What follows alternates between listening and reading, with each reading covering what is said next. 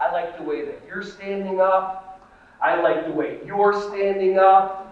I like the way, so now do I want you sitting or do I want you standing up? I like the way you're standing up. I like the way you're standing up. And during the workshop, we're going to go into my behavior modification program, which is the opposite of what we typically do. Did I tell anybody to stand up? No. Did I give any commands or instructions? No. But did I give hints as what I want you to do and you understood? Right? Because humans don't like to be told what to do. Imagine you're having a conversation with your significant other and they look at you and they say, relax. You immediately go, right? And they say, take a breath, you'll feel better. And what do? Okay, honey, and you calm down. Is that what? No, you do the opposite.